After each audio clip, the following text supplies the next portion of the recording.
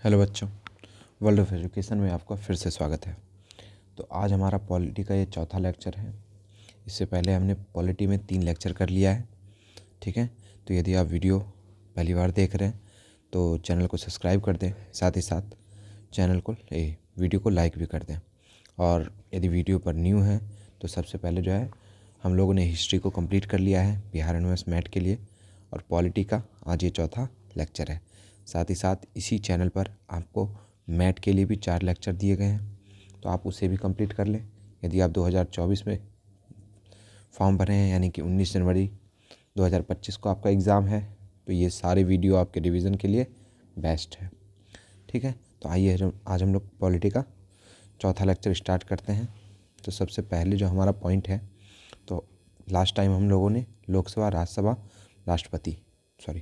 राज्यसभा पढ़ लिया था, और उसके बाद राष्ट्रपति हमारा टॉपिक बच गया था। तो आज जो है सबसे पहले हम पॉलिटी में ही मतलब लोकसभा और राज्यसभा में जो कुछ चीज़ छूट गया है पहले उसे देखेंगे। ये देखिए क्या कह रहा है लोकसभा के सदस्यों की न्यूनतम आयु कितनी होती है। तो आप याद रखिएगा, जो लोकसभा की सदस्यों की न्यूनतम आयु है वो 25 वर्ष होती है। साथ ही साथ जो राज्यसभा है उनके सदस्यों की न्यूनतम आयु 30 वर्ष होती है, ठीक है। और यदि राष्ट्रपति का बोल दे तो राष्ट्रपति का याद रखिएगा 35 वर्ष, ठीक है। तो देखिए फिर नेक्स्ट कह रहा है लोकसभा और राज्यसभा के अध्यक्ष। अच्छा, ये पॉइंट हमारा छूट गया था। तो याद रखिएगा, जो लोकसभा के अध्यक्ष होते हैं, लोकसभा के अध्यक्ष होते हैं, उसे जो है स्पीकर कहा जाता है। क्या कहा जाता है? स्पीकर। अच्छा, भारत के पहले लोकसभा के स्पीकर कौन थे, ये भी याद रख लीजिएगा, जेवी मावलंकर। इनका चुनाव कैसे होता है? तो इनका चुनाव जो है लोकसभा के स्पीकर हैं तो लोकसभा के सदस्य द्वारा। जल्दी से आप बता दीजिए, लोकसभा में भी वर्तमान में कितने सीट हैं, और उनके सीटों का बंटवारा कैसे होता है लोकसभा में, यानी कितने राज्य को और कितने केंद्र शासित प्रदेश को। जल्दी चलिए फिर नेक्स्ट। ये तो छूट गया ना, राज्यसभा के। तो राज्यसभा के सदस्यों का अध्यक्ष कौन होता है? जो राज्यसभा होता है ना, उसके सदस्यों का, जो राज्यसभा होते हैं उनके सदस्यों का जो अध्यक्ष होता है, राज्यसभा का जो अध्यक्ष होता है, उसे हम लोग सभापति कहते हैं। क्या कहते हैं? सभापति। ये कौन होता है? तो ये जो है भारत के उपराष्ट्रपति होते हैं, ठीक है। ये बात याद रखिएगा, उपराष्ट्रपति। यानी लोकसभा के सदस्य स्पीकर का तो चुनाव होता है, परंतु राज्यसभा के स्पीकर का चुनाव कैसे होता है? तो उपराष्ट्रपति के रूप में होता है। यानी जो उपराष्ट्रपति बनेगा उसे ही राज्यसभा का सभापति बना दिया जाएगा, ठीक है। फिर आइए नेक्स्ट देखते हैं। फिर कह रहा है संसद के दोनों सदनों की संयुक्त बैठक। ये बात याद रखिएगा, जो संसद होते हैं ना। अच्छा, एक पॉइंट और याद कर लीजिए कि जो संसद होता है उसका साल में न्यूनतम 2 बार बैठना होता है। न्यूनतम 2 बैठक होना ही होना है, क्योंकि 2 बैठक के बीच का गैप 6 महीने से अधिक नहीं होना चाहिए। 6 महीने से अधिक नहीं होना चाहिए। तो साल में कितने बार? 2 बार। परंतु जो भारत में है वो साल में 3 बार बैठता है। भारत में ही व्यवस्था है 2 बार का, बट बैठता 3 बार है। अच्छा, मान के चलिए ये जो 3 बैठक है, एक बैठक, दूसरी बैठक और ये तीसरी बैठक, इस 2 बैठक के बीच में यदि कभी कुछ विधेयक को पास करवाना हो तो क्या होगा उस समय? तो क्या हम अगली बैठक तक का इंतज़ार करेंगे? नहीं। यदि कोई इम्पोर्टेंट विधेयक है तो राष्ट्रपति जो है क्या कर सकते हैं? दोनों के संयुक्त अधिवेशन को एक साथ बुला सकते हैं। यानी लोकसभा और राज्यसभा दोनों को जो है एक साथ बुला सकते हैं, उसी को हम लोग संयुक्त बैठक कहते हैं। तो सबसे पहला जो पॉइंट संयुक्त बैठक में इम्पोर्टेंट बनता है कि संयुक्त बैठक कौन बुलाता है। तो संयुक्त बैठक को जो है राष्ट्रपति बुला सकता है। संयुक्त बैठक की अध्यक्षता कौन करेगा? जो संयुक्त बैठक होती है ना, उसकी अध्यक्षता लोकसभा के स्पीकर करते हैं, ठीक है, राज्यसभा का नहीं, ठीक है। चलिए फिर आ जाइए मंत्रिमंडल या फिर मंत्री परिषद। तो हम लोगों ने कल की क्लास में देखा था थोड़ा सा कि जो है मंत्रिमंडल आखिर उनका कैसे बनता है मंत्रिमंडल। तो अब थोड़ा सा उससे आगे हम लोग बढ़ के बस एक पॉइंट याद रखना है इसमें मंत्रिमंडल में। सबसे पहली बात, जो मंत्रिमंडल होता है ना, वो लोकसभा के कुल सदस्यों का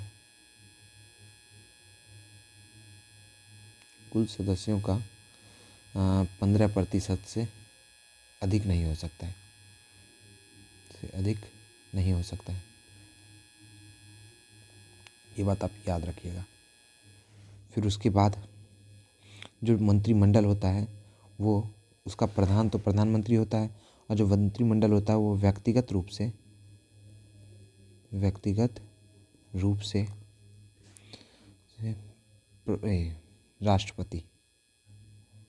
राष्ट्रपति के प्रति उत्तरदायी होता है, जबकि मंत्रिमंडल सामूहिक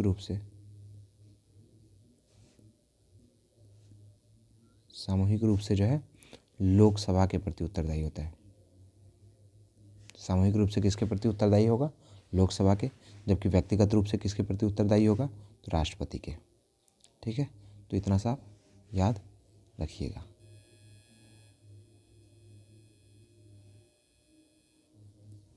ठीक, फिर मंत्रिमंडल में इससे ज़्यादा तो और कुछ है नहीं।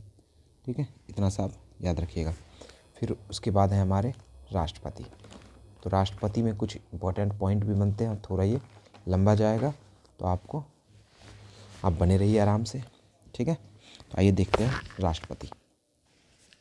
तो राष्ट्रपति में सबसे पहले तो आप याद रख लीजिएगा कि राष्ट्रपति का अनुच्छेद क्या है।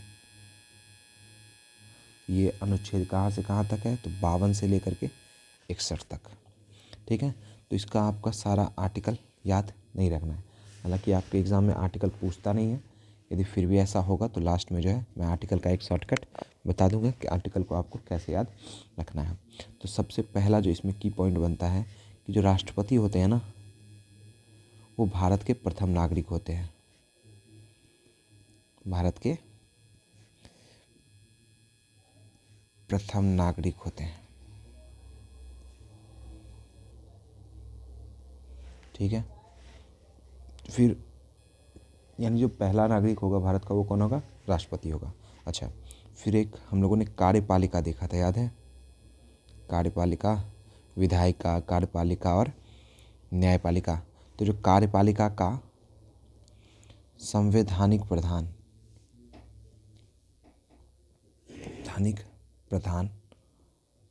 होता है, वो कौन होता है? तो राष्ट्रपति।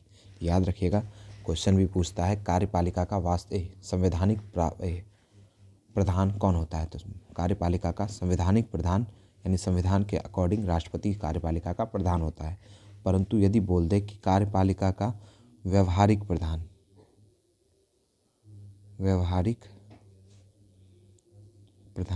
या फिर वास्तविक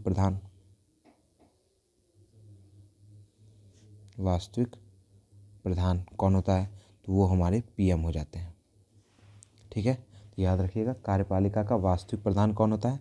प्रधानमंत्री। जबकि कार्यपालिका का संवैधानिक प्रधान कौन है? तो राष्ट्रपति।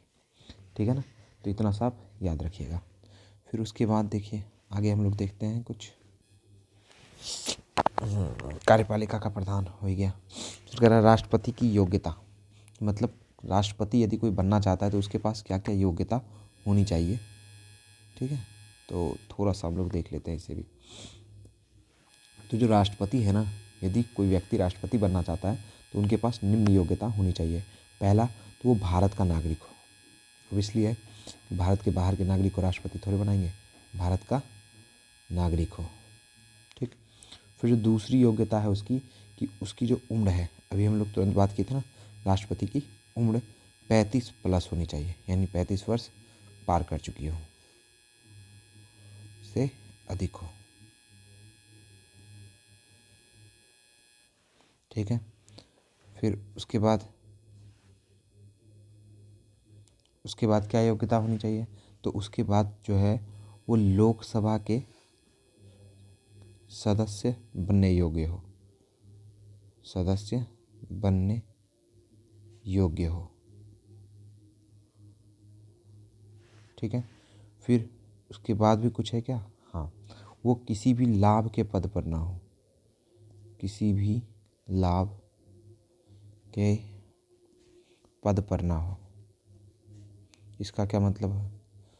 लाभ के पद पर ना हो मतलब कि वो किसी भी राज्य या केंद्र सरकार के अधीन किसी भी पद पर ना हो, मतलब कोई कार्य में ना हो। एज लाइक कोई जैसे मान के चलिए कोई संसद है, क्या है? सांसद का भाग है। ठीक है, तो वो तो लाभ का पद है ना। वो मान के चलिए कोई पहले से किसी का सीएम हो या फिर राज्यपाल हो, अब वो राष्ट्रपति बनना चाहता है तो वो तो लाभ का पद पर है, तो उसी टाइम जो है उसको रिज़ाइन मार देना पड़ेगा।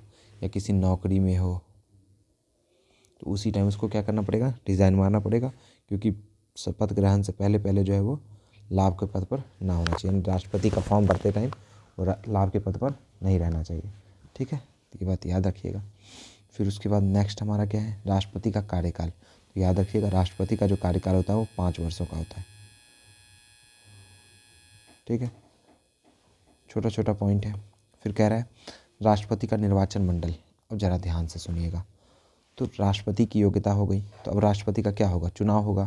तो राष्ट्रपति के चुनाव में कौन कौन भाग लेगा? तो राष्ट्रपति के चुनाव में जो जो भाग लेगा ना, उसी को राष्ट्रपति का निर्वाचन मंडल कहते हैं। तो याद रखिएगा, राष्ट्रपति के चुनाव में जो है सबसे पहले कौन भाग लेगा? तो लोकसभा एवं राज्यसभा के सभी निर्वाचित सदस्य। निर्वाचित सदस्य, ये क्या हुआ? निर्वाचित सदस्य। हम लोगों ने पढ़ा था ना कि जो राज्यसभा था उसमें 238 प्लस 12, 238 निर्वाचित सदस्य और 12 राष्ट्रपति द्वारा मनोनीत सदस्य। तो ये जो है राष्ट्रपति के चुनाव में भाग नहीं लेंगे। कौन लेंगे? सिर्फ निर्वाचित सदस्य। और राज्यसभा के, लोकसभा के, तो लोकसभा में हमने बात किया था ना कि इससे पहले जो है लोकसभा में 2 सीट था जिसको राष्ट्रपति मनोनीत करते थे, जो कि अब ख़त्म हो गया, जिसको एंग्लो इंडियन कहते थे। ठीक है, तो इसमें तो अभी 543 है। 543 के 43 जो है ले सकते हैं भाग। ठीक, तो लोकसभा और राज्यसभा के सभी निर्वाचित सदस्य, मनोनीत सदस्य नहीं। फिर और कौन? तो और भैया राज्य विधानसभा के, राज्य विधानसभा और विधान परिषद दोनों ले लीजिए। तो विधानसभा जिसमें होता है उसमें विधानसभा, और जिसमें विधान परिषद भी होगा, विधान परिषद भी, विधान परिषद। राज्य विधानसभा एवं विधान परिषद के सभी निर्वाचित सदस्य, चित सदस्य। ठीक है, और कोई क्या? हाँ, एक यूटीज में कौन है? तो दिल्ली व पुदुचेरी। पुदुचेरी विधानसभा के निर्वाचित सदस्य। ठीक है, तो ये याद रखिएगा, इतने ही बस। हाँ, ठीक है, तो एक बार फिर से देख लीजिए। राष्ट्रपति के निर्वाचन मंडल में, यानी राष्ट्रपति को चुनाव में वोट कौन कौन करेंगे? तो लोकसभा और राज्यसभा के सभी निर्वाचित सदस्य, राज्य विधानसभा और विधान परिषद के सभी निर्वाचित सदस्य, और यूटीज़ में यानी केंद्र शासित, ये क्या है? तो केंद्र शासित प्रदेश है, केंद्र शासित प्रदेश। तो केंद्र शासित प्रदेश में दिल्ली व पुदुचेरी विधानसभा के सभी निर्वाचित सदस्य। ठीक है, तो ये लोग जो है राष्ट्रपति के निर्वाचन मंडल में शामिल है। इससे भी क्वेश्चन पूछता है तो याद रखिएगा। फिर है महाभियोग। महाभियोग क्या है? तो महाभियोग बेसिकली एक प्रक्रिया है। किस चीज़ का? तो राष्ट्रपति को कदाचार के आधार पर, कदाचार यानी आरोप, कदाचार के आधार पर पद से हटाने की, पद से हटाने की प्रक्रिया, हटाने की प्रक्रिया, यही क्या है हमारा महाभियोग है। ठीक है, तो बोलेंगे महाभियोग क्या है? तो महाभियोग राष्ट्रपति को पद से हटाने की एक प्रक्रिया है।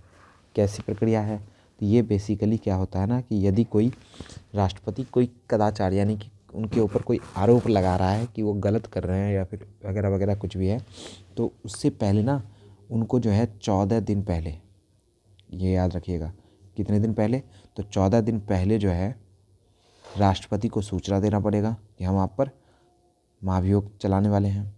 सूचना देना पड़ेगा और सूचना देने के 14 दिन बाद जो है वो एक उस प्रस्ताव को यानी महाभियोग के प्रस्ताव को यानी अपने आरोप के प्रस्ताव को, राष्ट्रपति पर लगाए गए आरोप के प्रस्ताव को जो है या तो लोकसभा में या फिर राज्यसभा में पेश कर सकता है। याद रखिएगा, राष्ट्रपति पर महाभियोग सबसे पहले लोकसभा और राज्यसभा कहीं पर भी चल सकता है। ठीक है, तो यदि चल रहा है तो उसको जो है भैया उस पर जो है सबसे पहले बहस होगा, राष्ट्रपति अपना पक्ष रखेंगे, फिर जो है उस प्रस्ताव को जो है मनवाना पड़ेगा, मतलब पारित करवाना पड़ेगा। ठीक है, तो इसके पारित में वोटिंग कौन देता है, मतलब कौन कौन वोटिंग दे सकता है?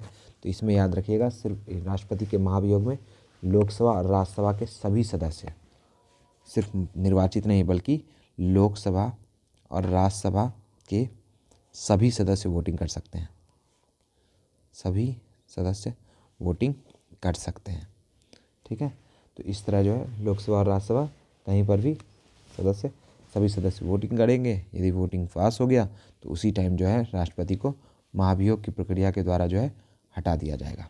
ठीक, चलिए फिर देखते हैं। अच्छा, ये याद रखिएगा, महाभियोग के प्रस्ताव में जो है राष्ट्रपति को कितने दिन पहले? तो 14 दिन पहले सूचना देना जरूरी होता है।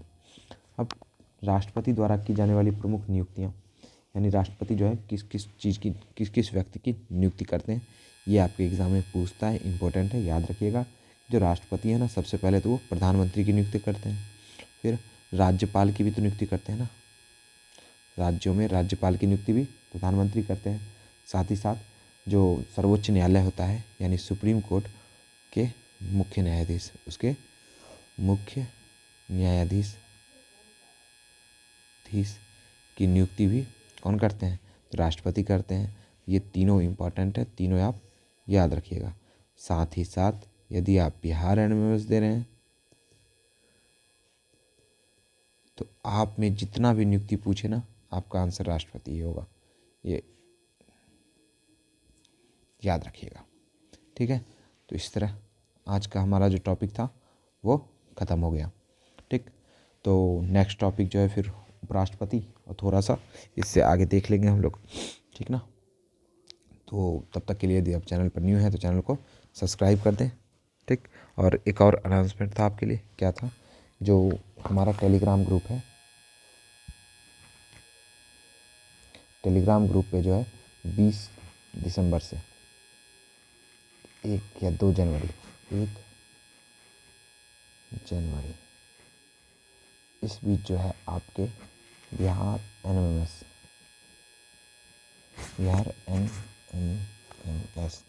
के प्रीवियस ईयर यानी पिछले विगत सालों में 10 सालों में जितने भी क्वेश्चन पूछे गए हैं सेट में, सारे सब्जेक्ट के, चाहे वो फिजिक्स हो, चाहे वो केमिस्ट्री हो, चाहे वो बायोलॉजी हो, ज्योग्राफी हो, पॉलिटी हो, हिस्ट्री हो, जितने भी हैं सबका जो है मिक्स रूप से क्यूज स्टार्ट हो रहा है। कब से? तो याद रखिएगा 20 दिसंबर से। 20 दिसंबर से कितने बजे? तो शाम के 7:30, 7:30 बजे शाम में जो है डेली स्टार्ट। ठीक है, तो उसके लिए सबसे पहले आपको क्या करना है? तो सबसे पहले तो आप टेलीग्राम ग्रुप ज्वाइन कर लीजिए यदि टेलीग्राम पर चैनल पर न्यू है तो, और अपने अगल बगल के जितने भी दोस्त होंगे जो कि बिहार एनएमएमएस दे रहे हैं उनको क्यूज के लिए ज़रूर जोड़ें, क्योंकि आपके पास ज़्यादा टाइम है नहीं। ठीक है, तो धन्यवाद, आज के लिए इतना ही।